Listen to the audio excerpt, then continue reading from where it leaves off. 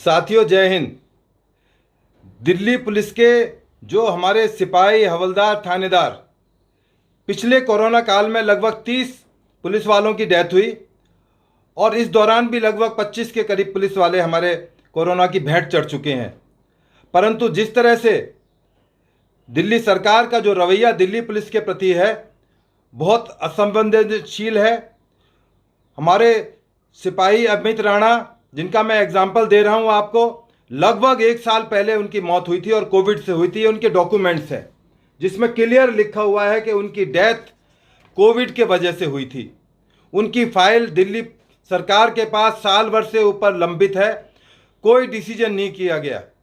इसी तरह जो और अधिकारी हैं, हमारे साथी हैं, जिनकी डेथ कोविड रिलेटेड है, जो 1 करोड़ रुपया कंपनसेशन उनको दिया जाना था, आज तक कोई पैसा दिल्ली सरकार ने नहीं दिया। हमें कोई एतराज नहीं। डॉक्टर अशरफ जैसे संपन्न डॉक्टर के घर जाकर आप उनको 1 करोड़ रुपया देकर आते हैं, उनके हालचाल पूछते हैं। क्या ये दिल्ली के और साथी क्या जाति आधार के नाम पर ही अपना पैसा कंपनसेशन ले पाएंगे आपसे? क्या आपके स्टैंडिंग ऑर्डर कहते हैं, आपने देखा है? पैरिटी नाम की कोई चीज है आपके यहां, या केवल वोटों के लिए आप राजनीति करते रहेंगे? थोड़ा शर्म करो, थोड़ा बहुत देखो। इतना ना गिराओ अपने आप को कि आने वाली पीढ़ियां आपको कोसें, हो सकता है आपकी औलादें आपको कोसें।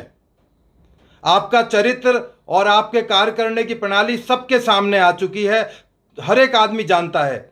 परंतु जिस तरह से आपने लोगों को भ्रम में डाला है, बहुत लंबे टाइम तक नहीं चल पाएगा। काठ की हांडी बार बार नहीं चढ़ती। जिस दिन काठ की हांडी उतर गई, आप दोबारा नहीं आ पाओगे। जो आपके पोस्टर और टेलीविजन पर आ रहे हैं, शायद आप कभी जिंदगी में दिखाई भी ना दो दिल्ली के अंदर। आपको याद होगा, आसाम के अंदर गण संग्राम परिषद बनी थी और बिल्कुल यंग आदमी सीएम बने थे। आज उस पार्टी का नामो निशान नहीं है। वो भी कहते थे पूरे हिंदुस्तान पर राज करेंगे। बहुजन समाजवादी पार्टी, जिसकी मुखिया बहन मायावती, वो कहती थी मैं एक दिन प्रधानमंत्री की कुर्सी पर बैठूंगी। उनका सपना साकार नहीं हो पाया। मुलायम सिंह यादव, वो भी सपना देखते थे मैं डिफेंस मिनिस्टर बन गया हूं, बस बहुत थोड़ी दूरी पर हूं प्रधानमंत्री बनने से। वो नहीं, उनका सपने हो पाए पूरे। आप राष्ट्रपिता नहीं बन पाएंगे, मैं आपको बार बार कह रहा हूं। आप केवल एक छोटे से सूबे के एक सीएम हैं। आप पानी और बिजली और जो स्वास्थ्य सुविधाएं हैं वही पूरा मुहैया नहीं करा पा रहे हैं। जिस तरह से आपने छीछा लेदर कराई है अभी सेकंड वेव के दौरान में, वो किसी से छिपी नहीं हुई है। आपकी कथनी और करनी में इतना फर्क है कि लोग जान चुके हैं, आपको समझ चुके हैं अच्छी तरह से। ठीक है, भोले भाले गरीब आदमियों को आप बिजली पानी के फ्री के नाम पर बहका सकते हो, पर हम लोग टैक्स पेयर भी इस दिल्ली के अंदर रहते हैं। मैं भी एक टैक्स पेयर हूं। जो आप ये खैरात नहीं बांट रहे कि 1-1 करोड़ रुपए बांट रहे हैं, ये हमारे पैसे में से दे रहे हैं। आपके बाप दादाओं की कमाई से आप नहीं पैसों को बांट रहे हैं। एक दिन आपको हिसाब किताब देना पड़ेगा इन तमाम चीज़ों का। अभी हम जल्दी ही हाई कोर्ट के अंदर एक पिटीशन फाइल कर रहे हैं। हमारे एसीपी आनंद प्रकाश, जो दिल्ली पुलिस से रिटायर्ड एसीपी हैं, वो इस पिटीशन को लड़ेंगे और आपको जवाब देना पड़ेगा अदालतों के अंदर कि पिक एंड चूज क्यों हो रही है, किस आधार पर हो रही है, आपने क्या एजेंडे से आप काम कर रहे हो।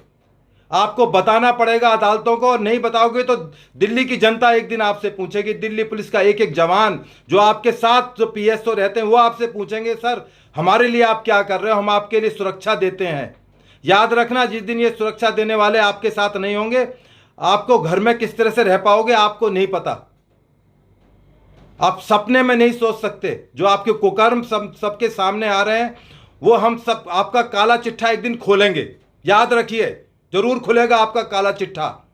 अभी 31 मई को पूजा राणा, जो उनकी पत्नी है, हमारे कार्यालय में आएंगी, अपनी बात रखेंगी कि उनको किस तरह से दुख तकलीफों का सामना करना पड़ रहा है।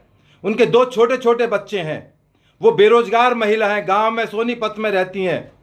उनका एक छोटा बच्चा मात्र 5 साल का है। आपने पूछा उनके घर जाकर कि आप कैसे रह रहे हो, आपको कोई आर्थिक मदद या किसी तरह की मदद की जरूरत है? आप किस आधार पर कर रहे हैं? डॉक्टर की मदद करना बहुत अच्छी बात है, वो लोग हमारी जान बचाते हैं। के अग्रवाल जी मर गए, क्या आपने उनके लिए 2 शब्द कहे? क्या आप उनके घर पर गए? आपने 1 करोड़ रुपया दिया उनको? कोई मदद की उनकी? ऐसे ऐसे 100 डॉक्टर मर गए। परंतु जो आपने एजेंडा चला रहा है, ये बहुत दिन तक चलने वाला नहीं है और लोग एक दिन आपके मुंह पर थूकेंगे। आपको जवाब देना होगा, अदालतों में जवाब देना होगा, समाज के अंदर और अपने परिवार के अंदर भी जवाब देना पड़ेगा कि ऐसा आप क्यों करते रहे, किसके लिए करते रहे। थोड़ा समय है अब भी सोचने समझने का। मैं गारंटी दे रहा हूं, आप बहुत छोटे सूबे के केवल सीएम हो, आप कभी सोचो कि आप पूरे हिंदुस्तान के कोई बहुत राष्ट्रपति या प्राइम मिनिस्टर लोगों के, नहीं, आपका सपना नहीं होगा। क्योंकि आपने जो वायदे किए थे कि मैं मेट्रो में सफ़र करूंगा, मैं जनता से हर आदेश लूंगा, मैं सरकारी बंगले में नहीं रहूंगा, वो हम आपके वायदे भूले नहीं है।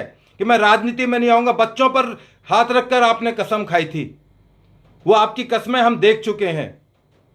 इसके बाद 6 जून को हम दिल्ली पुलिस के अधिकारियों से रिक्वेस्ट करेंगे, हमें सांकेतिक एक अपनी बात रखने का शहीदी पार्क में शाम को 4 से 6 बजे तक का मौका दिया जाए, जिससे हमारे दिल्ली पुलिस के रिटायर्ड साथी और पब्लिक के जो हमारे साथी जो हमारी विचारधारा से सहमत हैं, वो अपनी बात को वहाँ पर आके रखेंगे और आपको आगाह करेंगे और तमाम कोविड नियमों का पालन करेंगे। हम वो किसान आंदोलन वाले नहीं हैं जो सरकार की बात को नहीं मानते। जो जिस तरह से आप उनको सपोर्ट कर रहे हो आज तक, उनको बिजली पानी मुहैया कराए, आपको शर्म आनी चाहिए आपको।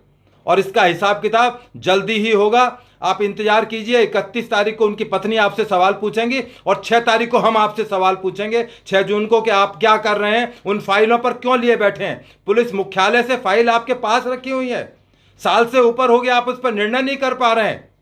मैं माननीय कमिश्नर साहब से और एलजी साहब से रिक्वेस्ट करूंगा, आप ये सारा मामला आपकी पावर के अंदर है, एलजी साहब को तमाम तरह की क्षमताएं हैं, वो इन फाइलों का निपटारा करें और जो भी हमारे कोविड से रिलेटेड डेथ हुई हैं उन तमाम को कंपनसेशन दिया जाए। ये जो खैरात बांटने का इन्होंने तरीका है, इस पर रोक लगाई जाए और तुरंत रोक लगाई जाए।